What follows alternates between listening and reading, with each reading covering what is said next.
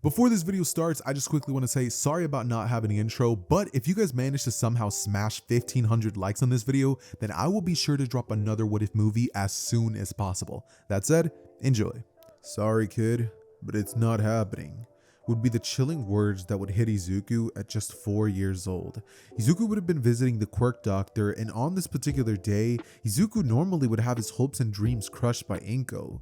But you know what? Let's not do that in this timeline. Instead, once Izuku would make his way home, he would hear the words that he had always wanted to hear. "You can become a hero," Inko would say. A single mom of the young Izuku who, in this timeline, would have the last name Hanma, thanks to his deadbeat dad who's not going to be part of the story and is going to be a descendant of the actual Hanmas that we would get in the Baki series. Just because I figured this would be a cool way to give Izuku the natural talent and potential of a Hanma without actually having to introduce Yujiro into the story, which would make things a bit complicated considering would the guy be a villain or a hero? I'm just confused with the whole thing. So I decided, hey, let's just take that idea, throw it in the trash altogether, and just move on with the story where Izuku is essentially going to be the first ever quirkless hero. We could begin everything off with a little training montage of a 4-year-old Izuku and Inko, both trying to figure out how they could get Izuku to start working out from a young age and maybe into some martial arts classes. At first, it starts off bad, with Izuku not even able to do a push-up on his knees, and him not even being able to do a sit-up, much less throw a proper punch. All thanks to the fact that Izuku had grown up with a bit of a coddled lifestyle and wasn't exactly much of a fighter. But oh, how that would change over the course of these next couple of years. Oh, and before I forget, I probably should mention that in this timeline, UA is not going to be a high school, but actually a college or like a university, whatever you really want to look at it as. So in this timeline, as Izuku would grow up, he would begin learning how to actually use his body and do calisthenics and weight training and martial arts training and all of those little tidbits, which eventually all lead to Izuku becoming a very formidable fighter at just the age of like 13. The dude is insanely buff.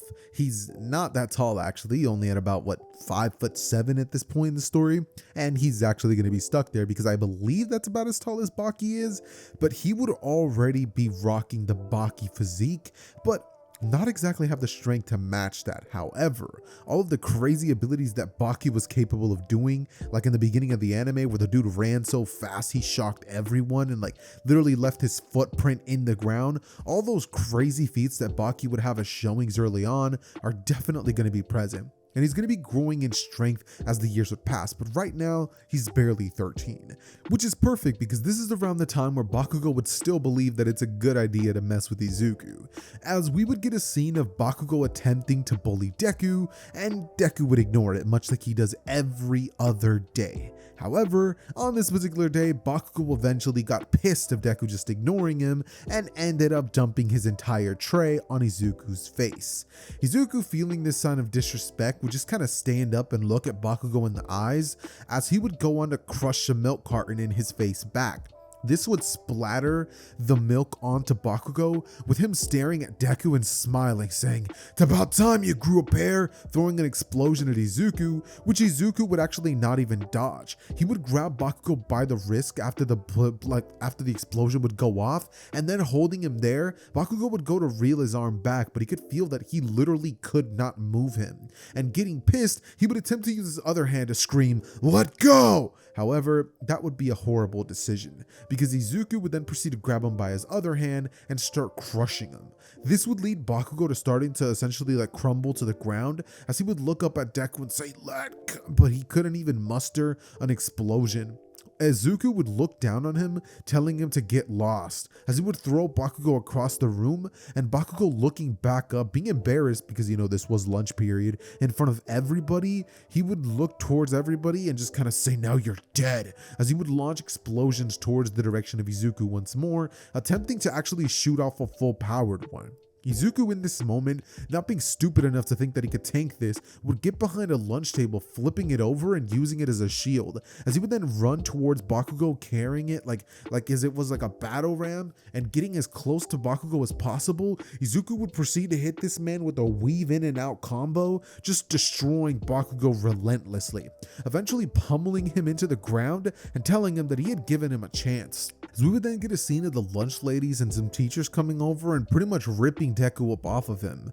After this would happen, Izuku would actually, funny enough, straight up get expelled from the school, considering the fact that he had beaten up one of their brightest future heroes. And it'd be on this day that Inko, tired of the way that the school's been treating her son just for being quirkless, would finally speak up. "Are you kidding me? You mean to tell me that you're gonna expel my son because he finally stood up to the relentless bullying Bakugo's been doing?" She would look at Izuku and say, "Look at these marks. These are the only proof that can show that my son has been getting bullied relentlessly by Bakugo all these years. And once you find out that Izuku has finally fought back, now the school thinks, hey, we should expel someone. But not only do you finally expel someone, you choose my son, the target of his incessant bullying." Mitsuki would kind of just sit silent going, "Katsuki, is that..." As Inko would say, "No, you shut up, Mitsuki." She would go on and yell at her, telling her that it's her fault, that if she would have just raised her son properly, maybe he wouldn't think it's okay to go around using his quirk on human beings. Mitsuki at this point would get mad, but Inko would look at her and tell her not to even think of raising her voice, telling her that right now she's doing her best to hold her cool. As Mitsuki, looking at Izuku, seeing the marks, then back at her son, who was kind of just looking at him with rage, would realize, yeah, no, my son is definitely in the wrong. It's at this point that she kind of just looks at Inko and she's just trying to say sorry, but Inko's just not having it. She would storm out with Izuku behind her and would go on and tell the principal that she's suing the school. The principal would say, "Wait, no, we can do something," not wanting to get sued, but it was too late. The damage had been done, and by the time that they would leave the school, about 30 minutes later, they were in a lawyer's office getting paperwork ready. And let me just say, Inko had never felt better than the moment that she served that principal those suing papers, as afterwards, they would obviously win in court thanks to the proof that they have that Bakugo was actually the one responsible for the damaged marks on Izuku's body. With that being the case, the school would have no choice but to pay her out a massive fine, and she would get $500,000 in winnings, meaning that the once struggling Inko and Izuku were now able to move to a better neighborhood far away from what had been going on here, and were actually able to move a lot closer to UA, which was Izuku's ultimate destination for what he wanted to do with his life. So with that said, Izuku transfers schools and he continues his training on getting stronger and stronger and mastering more and more martial arts stuff over the years. With Izuku turning 16, Inko would finally end up getting him this awesome present, which would essentially consist of a really nice muscle car, or if you're into bikes or something like that instead, we could be saying that he's getting his first motorcycle, which would also be just as equally cool, but it doesn't really matter. The point is, Izuku with this new car now kind of just does whatever he wants, and he's able to go out and train without having to run everywhere. However, Izuku does most of the time just use his legs because he thinks it's better training, but regardless, one day, as Izuku would be inside of a gym working out, getting the biggest pump in because the dude has to do 1,000 reps to even feel the weight, the dude was finally at his 900th rep and he was cranking out some chest flies. As in this moment, he would turn to the corner and see a brown-haired girl being approached by some musclehead. Izuku, seeing this, just rolls his eyes, but then she would say, "Leave me alone," loudly, but obviously because he's big, nobody exactly wanted to say anything to him. That is until Izuku, appearing behind him, would actually shoulder tap him, going, "Hey, excuse me." The guy would turn around going, "What do you want, brat?" As Izuku, turning towards him, would say, "I think she said she's not interested. Plus, she looks underage." But the guy would grab Izuku by his collar, saying, "Oh yeah? And what's it to you? What are you gonna do, play hero? You gonna save this damsel in distress?"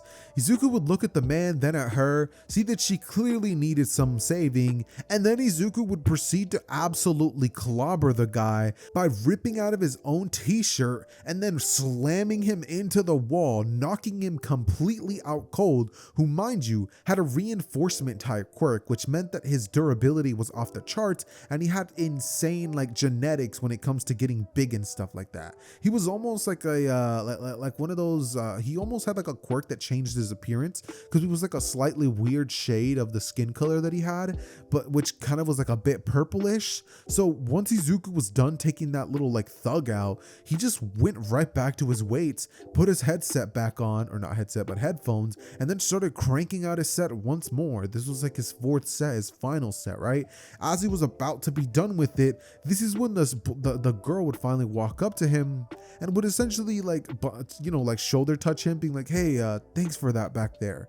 As Izuku would look up at obviously Uraraka, from what most of you guys could probably tell, and be like, don't worry about it, it's no big deal.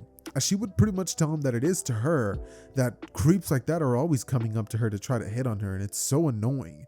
Izuku would look at her and tell her that he guesses he understands, as he would essentially tell her not to worry about it and that he comes to this gym a lot, so if she ever needs somebody to help her out, to just let him know, like just like, you know, give him a wink or something. So she would just kind of watch Izuku walk off, literally not asking for a date or anything like that. Like the dude was just nonchalant. He was genuinely just being a nice guy. So Uraraka seeing this would just be like, hey, wait. She's like, actually, do you think I can maybe treat you to a coffee? As Izuku's like, well, I actually was about to go get a shake, but sure. The dude was about to go get a protein shake. She gets in the car and she's like, so where are we going?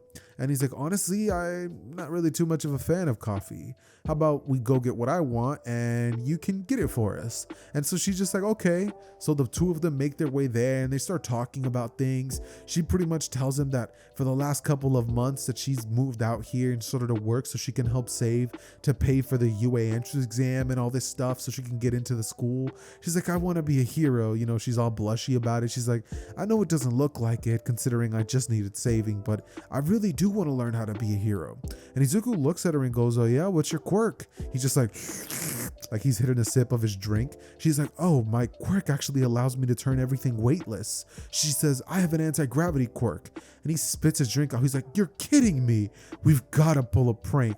So after doing that, Izuku essentially tells her that there's one way he can think of so that no one will mess with her. The very next day, Izuku pretty much tells her to meet him at the gym at this time. So after, you know, their nice little like time talking together and getting to know one another, Izuku meets her at the gym. And he pulls up with the whole like wife beater out, like the Baki Hanma outfit, right? And then he pretty much tells her, all right, look, here's what we're gonna do. And he proceeds to put like 600 and something pounds on this bar, right? He lets the weight sit there for a bit and lets it like kind of bend, as then she's like, whoa, it's gonna break. He's like, touch it. So she touches it, making the whole thing weightless. And then it finally clicks. Oh, she's gonna lift fake weights so that everybody thinks that she's strong. So now Izuku starts recording her and she starts fake struggling to lift the weight, making it look like it's real. And at the last second, once she places the weight down, boom, release. That's when the weights would hit the thing, and Izuku's standing by just to help out in case the weights like break the bar or something like that. He would be sitting there, she gets up from under there, and he would help her take the weights off, like being like, you're so strong. Every dude in the gym just immediately gets emasculated. They're just like, okay, let me not mess with her or talk to her or anything about her. As Izuku and Uraraka would leave the area and they're both just kind of like talking about things, you know, it'd be kind of just like a funny scene. But regardless, after this, like the two of them would just continuously see each other at like the gym over and over and over, with this eventually leading to a naturally forming relationship between the two. Things wouldn't exactly move fast, but over the course of 2 years, they become boyfriend and girlfriend, and they become training buddies, with Uraraka always, and I do mean always, training with Izuku and, you know, learning martial arts from him. So that whole gunhead martial arts arc that she has in the original timeline, yeah, you could say that happens a lot earlier on and from somebody who's way more qualified a trainer. Somebody with the skill level of Baki Hanma, yeah, no, forget about it.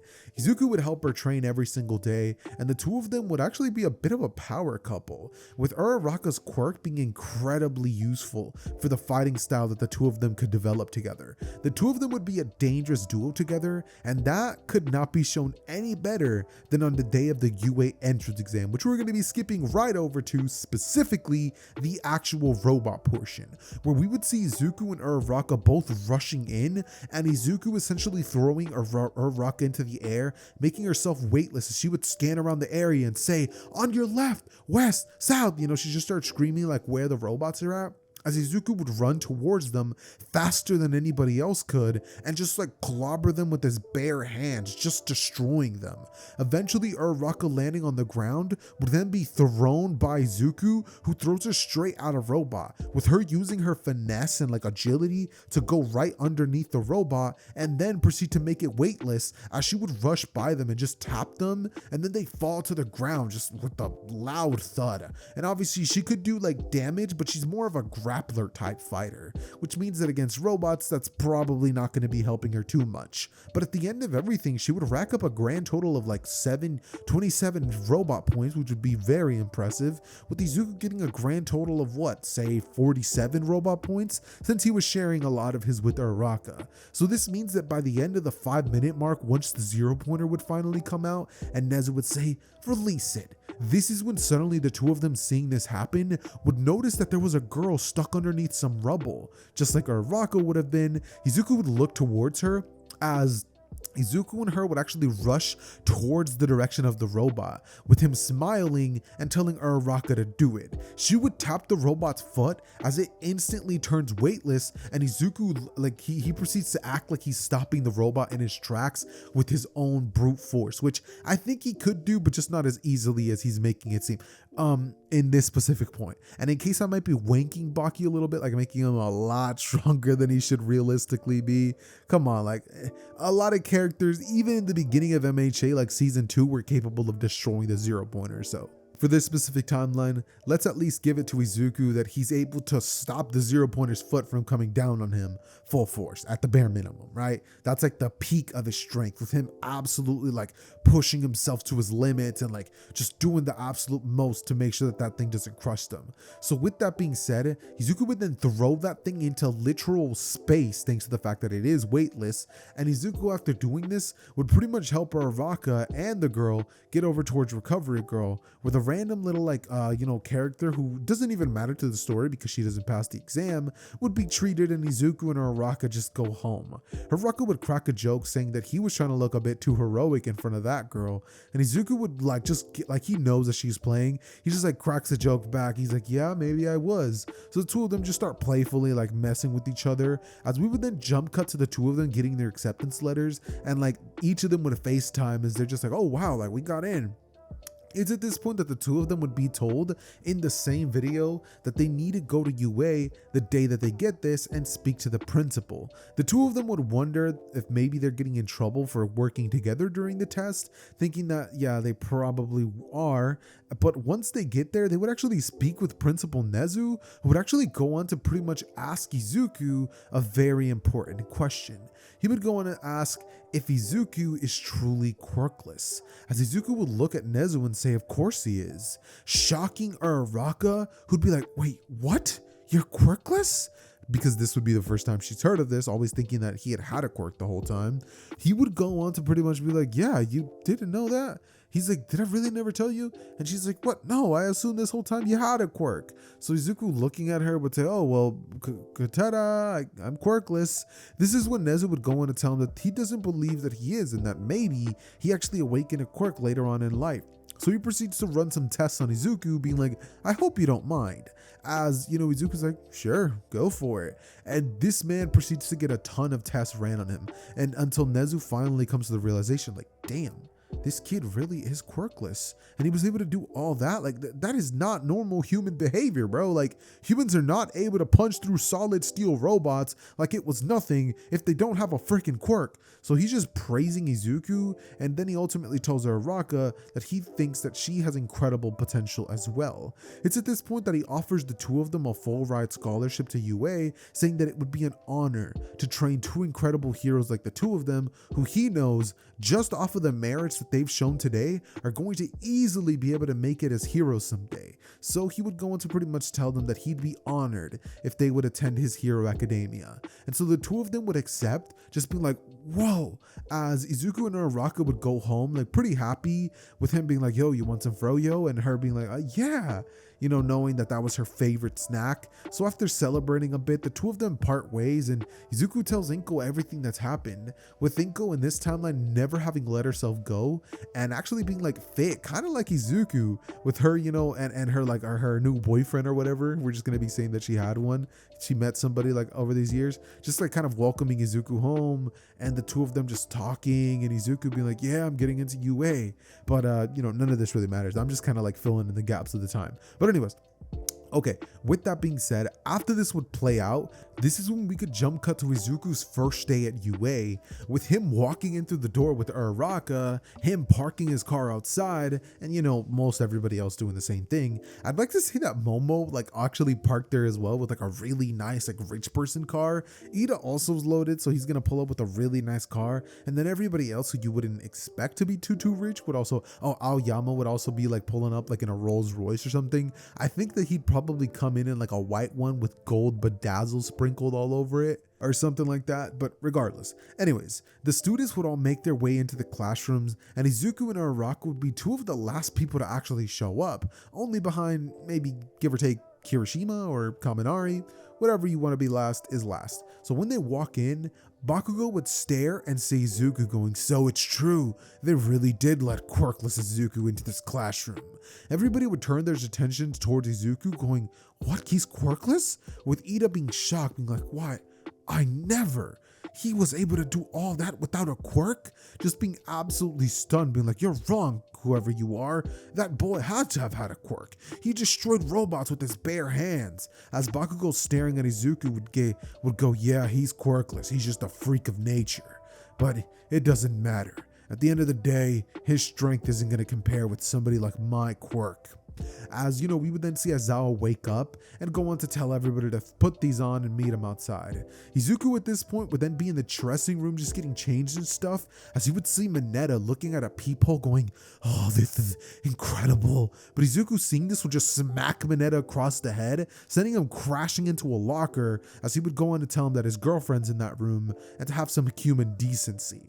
After this happens, this is when Bakugo going over towards Izuku would attempt to shoulder check him, but funny enough, Izuku wouldn't even move from his spot, acting as though he didn't even recognize Bakugo did that. Bakugo would grit his teeth and would tell Izuku that he's gonna kill him during whatever this test is, as Izuku would turn to him telling him, sure Bakugo, as he would just think to himself, some things just never change. And this is when all of them would make their way outside, as the tests would all be taken, and funny enough, Izuku would actually proceed to crush Bakugo at all but literally just one test, which would be the ball throw, because I just kind of want to say that Bakugo's ball throw, thanks to the fact that he can throw like the explosives to it, would probably be a bit further than Izuku's, maybe by 100 meters. So with that being said, Izuku would shock everybody at the fact that he would actually get first place. The quirkless kid got first place, leaving Bakugo in his dust getting fourth or third place. And Bakugo would be pissed once he reads the statistics. He's like, damn Deku, how did you get into the school? As he rushes towards him trying to like blast an explosion at him, having not matured over all these years, just being the same cranky aggro Bakugo he's always been.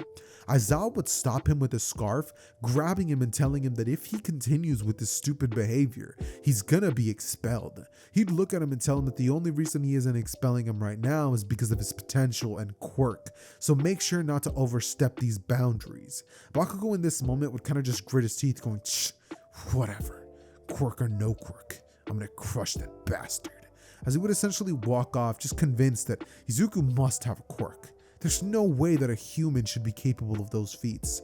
But oh, how wrong Bakugo is. After this, the entirety of the class would go over towards Deku and just ask, dude, are you really quirkless? As Izuku, doing his usual stretches, or Uraraka by his side doing the same, would both be like, yeah, I'm quirkless, with Uraraka saying, yeah, he is. She would go on to explain that she wouldn't have believed it either, but Principal Nezu actually did a test on Izuku a few days back to prove it, and here's the results. She would pull it out from her pocket, as Izuku's just like, what? You're just carrying that around everywhere? And she just looks at him and she's like, yeah, I mean, I figured people were gonna ask, so I figured if you weren't gonna do it, I would. This just makes you look so much more impressive. I can't believe you haven't thought about using your quirkless status to boost your hero career. Izuku would look at her and say that that was never his intention, that actually a long time ago his goal was to actually be as strong as All Might, but he realized that the human body was kind of capped at a certain extent. So after everybody would be like, whoa, like you're so amazing, bro, like you're the best, the two of them would make their way home with Izuku looking at her and just being like, you didn't have to actually go out there and prove I was quirkless. If people don't believe me, they don't believe me. It's just kind of a bit cooler for them to think that I am quirk, that I do have a quirk. As Araka would say, yeah, well, I'm almost home, alright? So you might as well just get me there and we can finally put all this stuff behind us. As Izuku would look at her and say, it's kind of nice to be walking home, that they haven't really done this before, and just because his car was in the shop, they finally had a chance to do something like this. When suddenly, as they would turn a corner, this is when they would hear an explosion, and there would be a man using a dinosaur quirk that allowed him to essentially gigantify his body to that of a literal T-Rex, as he would be fighting against one of the top 10 pro heroes. Ryukyu would be going head to head with him, as the two of them would be ramming into each other, attempting to take the other out. The man using the quirk Trigger in this moment to actually make his strength even more formidable, as Ryukyu would be the only hero powerful enough to even do anything. However, trying to protect some civilians, she would put herself in harm's way, as the villain would end up snaring her in his jaws and would be about to crush Ryukyu's throat, actually killing the hero, when suddenly Izuku, snapping into action, would blitz towards her, running as fast as he possibly can and kicking the dinosaur right in the eye, before then grabbing it by the mouth and going straight into it. It'd be at this point that Izuku would start to pry the dinosaur's mouth straight open with both arms, exuding the most amount of force that he could, as he would snap the dinosaur's jaw, making it unable to close or open its mouth, as Ryukyu would be able to just break out, followed by Izuku jumping into the air and dropping an elbow square on its neck. This would knock the man out with his incredibly potent dinosaur quirk, as Izuku would be right out of there in literally 6 seconds. It would have happened so fast that Ryukyu barely even got a good look at who it was that helped her. And by the time that everything registered, Izuku and Uraraka were far gone. Izuku knowing that what he did was just illegal, but kind of necessary. It's not like Hero Society can use losing one of the top 10 pro heroes in such a gruesome way. Izuku knew people were recording, but honestly, he figured that him getting busted for doing some hero work illegally was the least of their worries, if people and children were going to be seeing a hero literally get her head cut off by a dinosaur, then leading to multiple deaths in the area. So as Izuku would make his way home, he would really hope that whoever was recording wouldn't post that. But unfortunately for him, they definitely posted it, and it would go viral with people being like, look, it's a UA's hero student, and people noticing that the uniform that the boy was wearing definitely belonged to UA. So the next day when the two of them would arrive to school in their little muscle car and stuff like that, entering the UA parking lot, this is when the two of them would be stopped by a news reporter going, is it true that a student from UA allegedly helped Ryukyu with her hero work? With Izuku going on to be like, I don't know what you guys are on about. And one of the news reporters would yell out, hey, wait, he has a physique just like the kid in the video, with the news reporters going crazy and just asking him a ton of questions, with Uraraka being like, no more questions, as she would push through the crowd of people, and Izuku would smile at her saying, what would I do without you?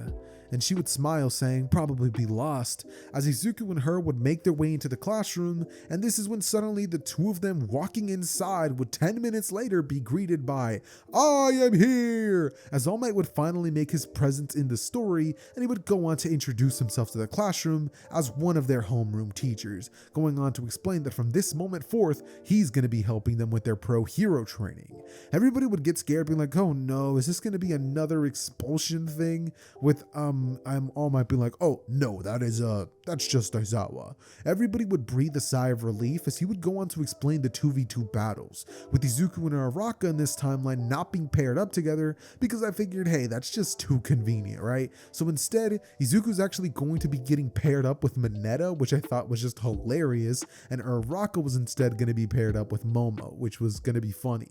So with that being the case, we ended getting the battle between Izuku and Mineta versus Bakugo Bakugo and Ida, with Ida like formally walking over towards Deku, shaking his hand and telling him that he wishes him the best of luck and that he will be sure not to hold back because he knows he is a worthwhile opponent, as Bakugo would glare at Deku and pretty much just be ready for this fight to begin, him essentially like foaming at the mouth at the chance to fight Izuku thanks to the brief history that he believes that they have together over all this time. But really, it's kind of a one-sided rivalry because Deku could not care any less about what Bakugo thinks about him or what he thinks their little rivalry amounts to.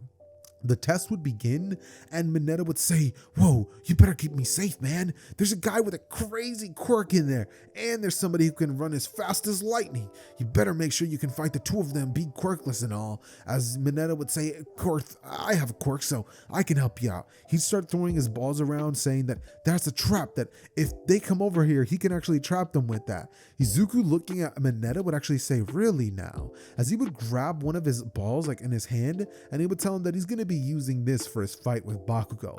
Mineta would kind of tilt his head sideways and he'd be like, "How are you going to use one of those to fight against Bakugo?" And Izuku would turn to him going, "You'll see." As we would then hear the sounds of explosions getting closer and closer, with Bakugo yelling, "Damn Deku, where are you?" "I'm right here," Deku would retort back, turning the corner and slamming his hand right into Bakugo's face. This would instantly cause the sticky ball of Mineta to pretty much end up combining both Bakugo and Izuku together. And Izuku would take this opportunity to start up straight up wailing on Bakugo with his left arm, reeling it backwards and boom, punch to the stomach, causing Bakugo to lean downwards. As Izuku, using his other arm, he would lift Bakugo's face up once more before then throwing another punch square at his face. Bakugo would then start getting pummeled in such a horrific manner that All Might would even start telling Izuku, "Stop that, young man, you're taking it too." However, the moment that Izuku would stop, Bakugo would go on to use this opportunity to use his gauntlet full force on Izuku point blank range. All Might would scream out, "Wait, you'll kill him!"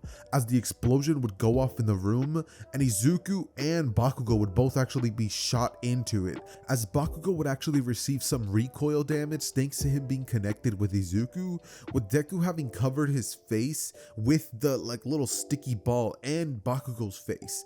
This would have meant that Izuku would have been mostly fine except for some obvious like burn wounds that he would have gotten due to the explosion and some scuff marks from landing on the ground and stuff like that. His clothes is completely shot, so Izuku would stand back up looking like a Greek god statue, and then looking towards the direction of Bakugo that he had on his arm unconscious. Izuku would simply go on to pull Bakugo so hard that he proceeds to disconnect Bakugo from the sticky ball and then grab the sticky ball and just like have you guys ever had something stuck, like a piece of gum stuck to your hand, and you just like scrape it off with like a wall or something or a shoe? That's what Deku would do in this moment, as he would proceed to make his way to the bomb room and just kind of like close his eyes and start to like sense Ida's presence. As once doing so, Izuku would waltz straight into the bomb room with Ida going, "Ha, I knew you would come. You, however, will not be able to defeat me. I've hidden everything in the room so you can't use anything as a weapon. Now what will you do?" Izuku would ignore him, running straight towards the bomb, as Ida in this moment understanding that if he lets him make contact with it, he loses, he would shoot out his fastest speed that he can without using a reciprocal burst, as he would throw a thunderous kick towards the direction of Izuku, which Deku would actually full on tank and use the momentum of the kick against Ida's favor. He would proceed to be kicked in the face as he would redirect his body and then slam his very own kick so hard into Ida's chest it would actually shatter his costume, which mind you has never been broken before in the story, which either says it's impressive or it probably just has never came up. But anyways, Ida's costume would be shattered with Ida completely unconscious, Izuku having ruptured a rib, and then going over towards the bomb with Mineta like right behind him being like, "Yeah, we won!" grabbing onto the bomb. Izuku would look at Mineta and smile, telling him, you know, he's not so bad when he's not trying to perv on his girl. As Mineta would say, "What? You have a girlfriend?" And Izuku would walk off, you know, with nobody even understanding what's going on. Mineta would be so jealous of Izuku. He's like, he doesn't have a quirk, but with that physique, of course he has a girlfriend and he's able to be a hero. He's so cool, he would be thinking. Although while Izuku would make his way back to the classroom, grabbing like a little towel and wrapping it around his waist, as everybody in class 1A or all the girls would be like, whoa, like, did you see his body? Like, he's insane. He's built like a god. And pretty much everyone just glazing him. Uraraka at this point would be like, that is my boyfriend. As everybody would look towards her and be like, wait, what? As she's just like, yep, haven't you noticed us walking to class together and all that? And they're like, well, we figured you two got to know each other before UA and you were barely in the talking stage. We're sorry. All the girls would apologize, saying that she's so lucky. And Uraraka would say, yeah, I am. He would walk in the room with a brand new like little tank top and some red shorts, the iconic Baki outfit, as she would go over to him and like give him a hug and a kiss just to really solidify like, yeah, this is my territory. As the rest of the girls would all just look down in shame, you know, just they're like, damn, like she bagged the best one around. This is when the rest of them would then start turning their attentions towards Todoroki, who's like the second best looking in the class or whatever, and they're all start like, okay, they all start kind of like competing for him or whatever. I feel like Bakugo would probably be the third choice, so he's gonna be the third, followed by, I believe, Denki, but we're not gonna play this game now. Anyways, the point is that after this happens, the students would all get back to regular class schedules until eventually the teacher Aizawa would go on to tell them that they need to get these permission slips signed. Everybody would go home and sign off these slips, essentially talking about the rescue training that they're going to be doing during the USJ, or technically the disaster. But anyways, with that being the case, all of them would get it signed and they would have returned to school, as we kind of just flash forward to the students inside of the USJ, admiring the grand nature of how massive this place is, seeing the disasters and everything that they're going to be dealing with, when all too suddenly, Kurigiri, appearing in the center of the area, would proceed to say, I apologize, heroes, for making a rude entry, but it appears that we were not invited. Multiple portals would open, as like so many here. I was gonna say thousands of villains, but yeah, that's a little bit of an exaggeration. Hundreds of villains would come shooting out of the portal. It's at this point that Izuku, noticing that the threat level has very much so gone up through the roof, Izuku would rush towards the direction of Kurigiri, attempting to take him out, when he would go flying straight through his body. This means that in this timeline, Izuku's not going to be around to help Tsuyu or Mineta, because this time he's actually going to be sent towards the direction of where Momo, Kaminari, and Jiro were sent. Meaning that there's probably going to be an extremely high likelihood that all two of them, like Tsuyu and Mineta, would probably end up getting gravely injured, if not straight up murdered. But just because this is the beginning of the story and I don't exactly want people to start dying already, we're going to be saying that they miraculously survive. Tsuyu and Mineta create a diversion, distraction, and then they swim towards the shore, making it there as fast as humanly possible. With the water villains kind of just staying there because, you know, that is like their natural habitat, and then being like, damn it, the boss is going to be angry. Simultaneously, we're going to be cutting over towards Izuku and Momo and all of them. As Izuku would be standing there, he would see a multitude of villains, with Kaminari wanting to use his quirk but finding himself unable to. This is when Izuku, turning towards him, would tell him that he can use his quirk with him standing there, just to not go too crazy with the voltage. Kaminari, hearing that, would then turn to see Momo creating a blanket that can actually repel lightning, as he would go on to help Izuku, shooting out 1,000,000 volts. This would actually fry Izuku, but it would do a really good effect. This would like wake him up because he hadn't slept too good the previous night, as Izuku in this moment would then find himself being jolted awake by this, almost as if he got punched straight in the face. As he would wake up, his eyes would kind of start glowing red, and he would just start beating on the villains that were there, destroying each and every single one of them ruthlessly. Until suddenly, from the corner of his eye, Izuku could actually see Aizawa being beaten down by a large creature. This would obviously be the Nomu, so Izuku, seeing this, he would rush towards the direction of Aizawa just to go over and try to save him. However, the moment that Izuku would throw his first punch, swaying himself back and forth and using all of his leverage on the back foot that he would spin off of, Izuku would throw this massive punch that he would have expected to topple that thing down in one go. The Nomu would use its shock absorption quirk to completely tank the blow, as Izuku would take 2 steps back, shocked at the fact that his strongest punch just got completely ate by whatever this thing was. Shigaraki would then begin to laugh, saying, You're crazy, kid. The Nomu has shock absorption. There's nothing you could do against it in your current state. What? Did you really think that UA's very own quirkless hero was gonna be doing something to the creature destined to beat All Might?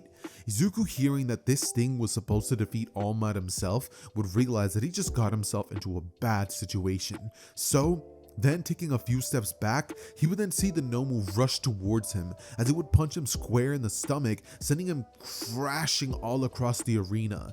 It's at this point that Izuku, looking up, would then see the Nomu landing on both of his legs as it would shatter them like in an instant, just boom, boom, like bending his knees inwards as Izuku, on the ground coughing out blood now, would then feel his stomach start to get punched like 20 times over as the Nomu would then get up off of Deku, lifting him by his head, with Uraraka watching from the top in tears as Izuku's body would be ragdolled onto the ground like he was nothing, and he would then be left there for dead. It's at this point that Izuku, on the ground bloodied and battered, would actually honestly be in a near death-like state. However, obviously because we know the durability feats of the Baki verse, this is nothing to him. Not really nothing because it's the first time he's ever experienced this, but he's gonna bounce back from this, trust.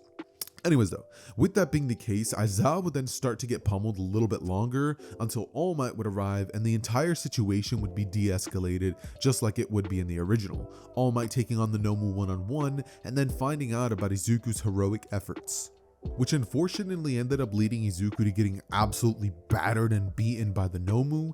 But once Izuku would awaken in the hospital, Izuku would wake up to the sight of Recovery Girl and All Might. As Izuku, sitting inside of this room, would turn towards Recovery Girl, thanking her for patching him up, as he would ask All Might what he's doing there, going on to say, "Is everybody okay? What about Uraraka?"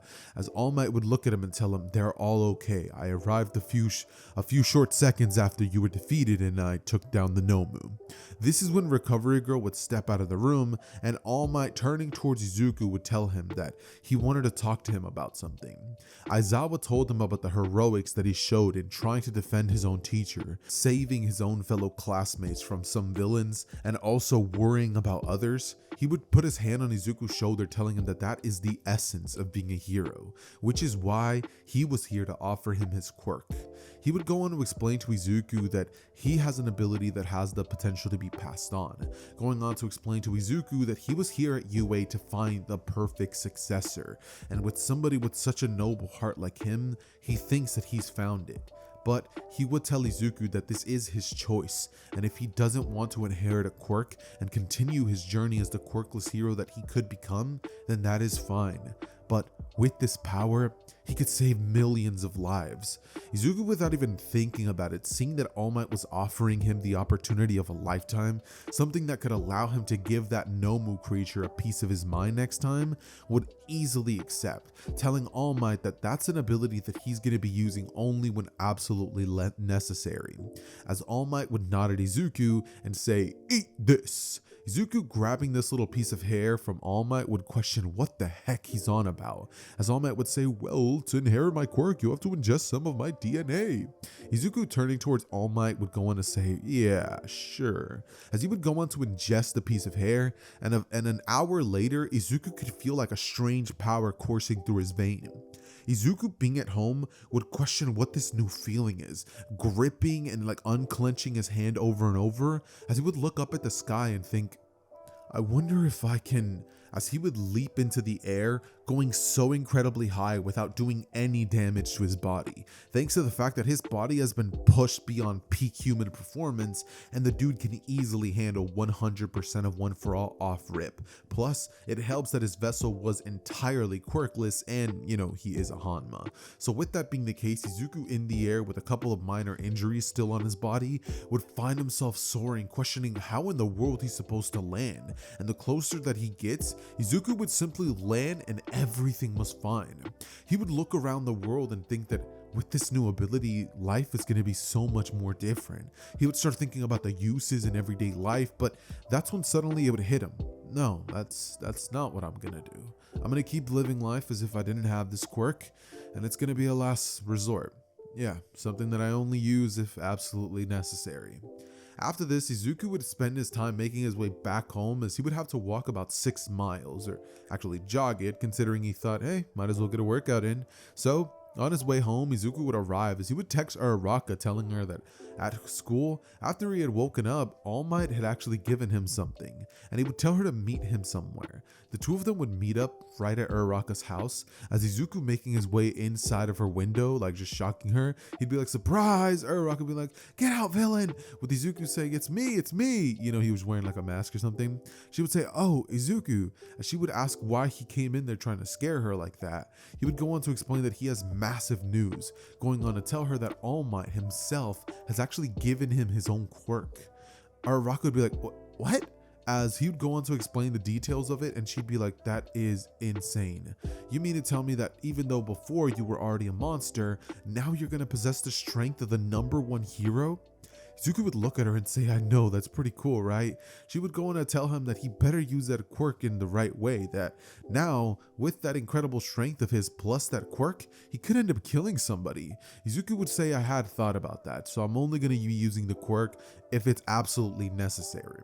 As we would jump cut to them returning back to school and discovering the event to the UA Sports Festival. With that being the case, we would then go through the 3 events, with the first one being the race, Izuku actually keeping up very well with Bakugo and Todoroki, actually leading to a 3-way tie, which would be kind of funny to cover, since the 10 million points normally are have to given like to one person, but thanks to the fact that they ended up getting a 3-way tie, Midnight would tell them that for the next event, they actually have to be on the same team, which would be absolutely hilarious for the 3 of them, Ice Explosion and the incredible strength of Izuku at the bottom, because he'd be one of the ones carrying them, with Uraraka of course, because you know that is his girlfriend. All 4 of them would end up passing this section of the exam, as they would move on to the 1v1 battles, with Izuku facing off against Shinso. And because in this timeline, I just don't see Izuku and Ojiro forming some sort of friendship, I don't see a moment in which he would warn Izuku about Shinso's mind control. So ultimately, we would still end up getting the scene of Shinso tricking Izuku and him breaking out, thanks to the vestiges of One for All, but that wouldn't be it. In this millisecond of time that's passing where Izuku is about to step off, Izuku would have a full-blown conversation with the previous users of One for All, with them all being seated on like these little throne-like things and telling Izuku that they believe that he is going to be the final user of One for All. Izuku hearing this would question what this is all about, since All Might had still not told Izuku about the existence of All for One, seeing as he had not exactly confirmed whether that was or wasn't a possibility. And so, with that being the case, the users would go on to explain of the greatest evil in the world, All for One, a man who has lived hundreds of years past what he should and has the ability to take and steal quirks. Well, yeah, it's the same thing, isn't it? Take and steal? Yeah, no, he has the ability of stealing quirks and giving them to others. Izuku hearing this would think that that's really similar to this power, as the first user would step up explaining to Izuku that it is, and that's because that's what originated this power. He would go on to explain to him that in this moment, he has full control over 100% of the abilities, and he would go on to tell him that because of that, he's most likely going to start awakening their own abilities. So he would tell him to be careful whenever he does use this power and to control his mind and emotions. Izuku would look at him and tell him that he's got that under control. He's been training his mind and emotions for years, and having to deal with an angry Pomeranian definitely helped. The users of One for All would smile at Izuku, saying that they're unsure whether All for One truly does still live. However, if he does have to take on the burden of taking down the greatest villain of all for One. So Izuku hearing this would simply just nod, telling them that he'll do his best, with all of the users fading and Izuku stopping from taking the final step before jumping out of the arena. He would then turn behind looking to Shinso, as he would tell him, you know, I was gonna walk off the arena for you, but then I figured that would be a bit boring. He would rush over towards the direction of Shinso, weaving in and out as boom, punch square to the face, leaving Shinso's eye like swollen, as he wouldn't be able to see from that eye. He would then go underneath his peripheral vision, as he would then boom, uppercut him straight into the air, grabbing his leg and then throwing him out of the arena. Everybody would say, whoa, did you see that? Some people would say, wow, that was a bit gruesome, don't you think? Izuku would hold his arm out, announcing to the world, "I am here," with everybody hearing that and just going crazy into a cheer. They would wonder what he's gonna do against somebody who's actually powerful, but they're about to see exactly what happens when you take Izuku and you make him face off against somebody with a quirk that normally would have caused him trouble in the past. The second that the match with him and Todoroki would begin, Izuku, knowing that Todoroki was going to shoot an iceberg at him, which normally he wouldn't have been able to do anything against, and probably would have simply just sent him crashing into the arena or backwards, thanks to the fact that Todoroki could just overwhelm him with ice and ice and ice and ice. And no matter how much his ability of just like destroying the ice and getting closer would have helped him, the fact of the matter is that they have limited area, so Todoroki probably would have won thanks to a ring out. However, in this timeline, Izuku would reel his fist back and throw the most powerful punch that would shatter all of the ice. One punch is all it would take, as Todoroki would be sent flying nearly off of the arena. He would barely manage to save himself via using ice to create a barrier between him. However, Izuku would have speed blitzed towards him with the arena not being covered in ice, waving in and out and in and out, as finally, leaping up into the air, he would throw down a hammer-like kick, which would come down, and Todoroki, seeing this, would jump out of the way, using his flames to propel himself out of the way. Izuku would shatter the ice, and in a mere instant, Izuku would lunge towards Todoroki, as extending one hand out without even intentionally wanting to use Black Whip, he would go on to wrap it around Todoroki and pulling him in. Izuku, seeing that he had just used one of those abilities that those users had told him about, would then reel his other arm and then boom, square to Todoroki's jaw. This would dislocate it, as he would send him crashing into the wall completely unconscious, as Izuku would have just used Black Whip perfectly the first time without having it go haywire or anything like that. After this would happen, Izuku would then stand there realizing that he just messed up. That punch earlier, maybe the people could let it slide or not think too much about it, but that Black Whip tendril, yeah, that definitely is gonna blow his cover. Izuku would make his way to the waiting area with All Might kind of just facepalming, going, yep, he's gonna have to tell the world exactly who he is now, as Izuku then turning towards All Might and just kind of realizing, yeah, like he messed up. Like, it's not even like it was intentional, but that Black Whip tendril came out subconsciously, almost as though he had been using that ability his entire life. Izuku would tell All Might like he didn't mean to do it, as he would ask, what now that the world can see that he's clearly had a quirk, what's he supposed to do? Go out and say that he was a late bloomer, or tell him that All Might gave him his quirk? All Might, looking towards Izuku, would tell him that for now the best thing he could do is tell people that he's no longer quirkless. During his final match and in the finals, he could probably announce that. So Izuku would do just that, waiting for his third match to come up, but it never would happen because Ida would leave the area, with Izuku wondering why in the world Ida would just wuss out of it, until he learns that the pro hero Ingenium had suffered a grave injury. Realizing that the hero killer Stain was on the loose in Hosu and had gotten to his own brother. He would be stunned by this, realizing that Ida's probably going through it, and he would think, I'll have to talk to him later. As this is when we would jump cut to Izuku and Bakugo in the finals, with Bakugo staring at Izuku and telling him that this time things are going to be different. They're not in an enclosed room, and he has all the space he needs to kill him. The arena in this timeline, by the way, is like 2 times bigger than the one that we get, so they have a lot more space to work with. And the second that this would begin, Bakugo would take to the sky, shooting a ton of explosions at Izuku, which would actually all cause Izuku to be going completely blind, as suddenly smoke would come from Izuku. Purple smoke would envelop the area, with Bakugo stunned, going, what? This is when suddenly, out of the blue, Izuku, using another quirk, would then leap into the air, using Black Whip to grab onto Bakugo and restrain him completely, as he would spin over and over and over and over, and boom, slam the dude square into the ground, as he would then go from up in the sky and land with both knees, diving into Bakugo as though he was diving into some cushions. Bakugo in this moment would puke, as Izuku would get covered by a little bit, but he would simply stand up and just go just spitting on Bakugo, telling him that that little quirk of his isn't going to be putting up any kind of fight against him. As Bakugo, getting pissed at the fact that Izuku just did that before then going unconscious, would like hate Izuku. He's like, I hate you so much. And after this, Izuku would throw a punch which would not only clear the weather, but it would also clear the smoke. He would hold his hand out telling the world that he was here. Everybody would go absolutely bonkers, and during the ceremony speech where Izuku would be given his first place medal, he would go on to announce to the world that it's true, he's no longer quirkless. He awakened his quirk not too long ago, and ever since then he's been training relentlessly. He would go on to explain that this quirk is kind of strange, and he believes that the reason his quirk took so long to awaken is because of the nature of his physical body. He thinks that his whole life probably would have gone without awakening the quirk if he hadn't trained so hard. His body had reached the limitations of the quirk doomsday theory, and because his body was simply not strong enough to handle the quirk, his body never manifested it as a defensive mechanism. But now that he would grasp his hand, telling everybody that he is here, and he was going to be becoming the next #1 hero and making sure that the streets were clean. He would stare at the camera going, beware villains, because now that I'm here, you won't be.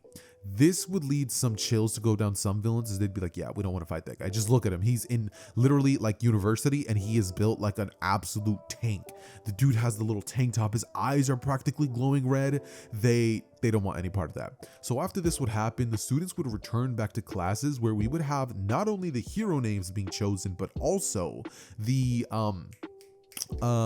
pro internships thing opportunity that they would have. And this is when we would get Izuku's internship opportunity, as well as, his hero name, obviously. Izuku would pick the hero name Hanma just because that is his last name, and he doesn't really remember his father. According to his mom, he was just a deadbeat that left him, but I mean, it's thanks to his dad's genes that he's gotten this far. Plus, he kind of wants to use that name for good. So his hero name would be the brawler hero, Baki Hanma, named directly after a manga character that he really liked. So with that being the case, Izuku would then smile as he would then go on to tell the class that he's going to be interning with the pro hero Ryukyu, going on to explain to the classroom that he chose her because a little bit ago he had actually saved her from something, and this was her trying to thank him for that by teaching him a thing or two. So he accepted the opportunity, and instead of going with Gran Torino, Izuku actually turned All Might's offer down, telling him that he would actually much rather go with an active pro hero rather than a senile old man. So Izuku would walk off with All Might being like, young man, this is my master. He would go on to explain to Gran Torino that he chose to go with the pro hero Ryukyu, and Gran Torino would just be like, guess I can't blame the kid. I mean, he is going with a top 10 hero. He would go on to hang up on All Might, telling him that he needs to put a successor on a leash to make sure that he doesn't go too crazy. And All Might would say, noted, master, as the call would hang up, and this is when we would have Izuku spend a week with Ryukyu. Over the course of this time, one sad thing would take place, however, and that is the death of Ida, because without Izuku showing up, there's just no way that Stain was going to be letting Ida survive, especially after he was motivated by nothing but revenge in that fight. So yeah, he's dead, and when everybody returns to class, it would have like a very, very somber mood, as eventually time would pass with us getting the finals and an Izuku versus All Might matchup, which would be incredible. The two of them would stare off at each other, with Izuku cracking his neck and turning to All Might saying, All Might, it was always my dream to fight against you someday and be able to take you down. I'd hoped I could do that with my own strength, but it doesn't look like I was going to be able to. As Izuku, rushing towards All Might without One For All, would then proceed to do a fist clash with All Might, which would send him flying back into like 4 buildings, crashing through them, with All Might going, young man, But Izuku would get right back up, telling him that he figured that would happen. It's at this point that he would channel 10% of One For All through his body, and boom, his muscles would reverberate, as he would go shooting towards the direction of All Might, then throwing another punch, which this time would perfectly stalemate All Might. He would then smile, thinking that he was right on the money. He's 10% of One For All stronger than him, without the quirk. So, with that being the case, Deku would fight All Might with equal strength, but not speed. Oh, actually, yeah, no, equal strength and speed. I think that's fair. As Izuku would proceed to absolutely dismantle All Might. Every punch that he would throw, All Might would just get countered. Weave, punch straight to the face, counter punch. Weave, kick to the groin. Weave, punch right to the rib where he was injured. Izuku was dismantling All Might in such a like immaculate manner that everybody watching this would be like, Is he really beating the symbol of peace? As Bakugo would watch on just like horrified, he's like, I can't believe Izuku can do that. As Izuku would finally land the final blow on All Might, boom, sending the dude square to the ground as he would pretty much yield, saying that he lost. All Might, holding his fist up, would declare that Izuku's the new strongest, and Izuku would smile, as Izuku at 10% had just completely destroyed the previous symbol, which, to be fair, if he was in his full-on prime, Izuku definitely would have had to have used 30% of his strength to catch up to him and reach those same levels of strength, so that's pretty impressive still. But anyways, with that being the case, time would pass and we eventually just get the students with the forced training camp arc.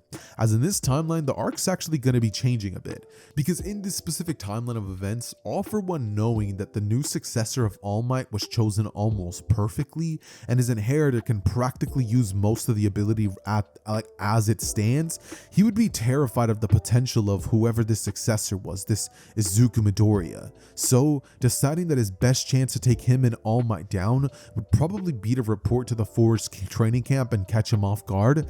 That's exactly what would happen. So as the students would sleep and Izuku would find himself in the room, eyes closed, meditating, suddenly Izuku can feel somebody getting closer and closer, and this would be none other than Mr. Compress, making an attempt to kidnap Izuku by turning him into a marble and then taking him to All For One for him to steal the quirk for himself. However, Izuku, being awake and registering that a villain was there, would wake up spinning before then restraining him with Black Whip and smashing him straight through the face with his elbow. This would shatter his mask and knock Mr. Compress out, as Izuku, then standing up, would then realize that villains are here. He would turn to his classmates, whispering, going, "Guys, wake up."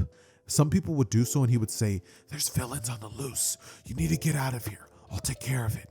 Bakugo, waking up, would say that to hell he will, he's gonna help. As we would then see Izuku and Bakugo as well as Todoroki and some of the other brawlers making their way outside.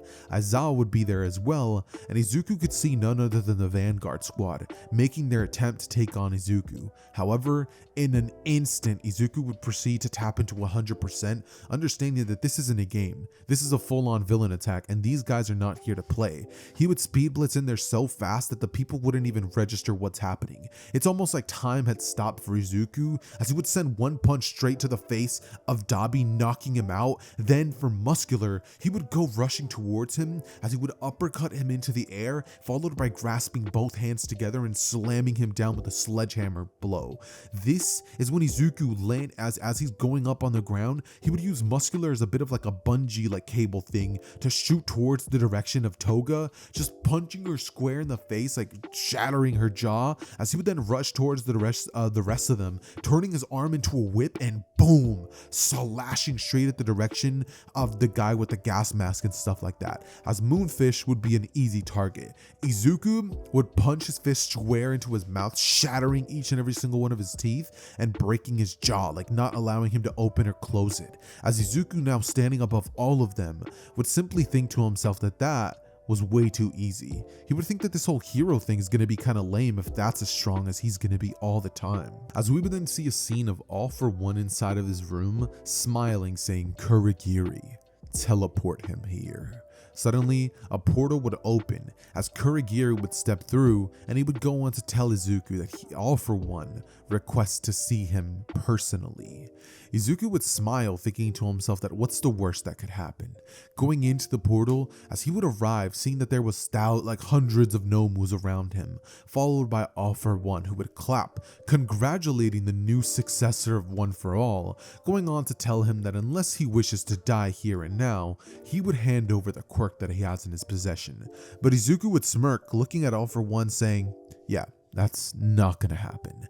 He would then speed blitz towards the Nomus, knowing that those things aren't human, and landing killing blows, kicking their heads off, punching their heads on, ripping them in half with his bare hands, using One For All gear shift and Fajin to move so incredibly fast that all these deaths would happen within literally 2 seconds. All For One being completely stunned and realizing that he just made the biggest mistake of his life, because now Izuku was standing face to face with him, as All For One would look down to stare at Izuku's eyes glowing red, and the next moment he would feel that his heart had stopped beating.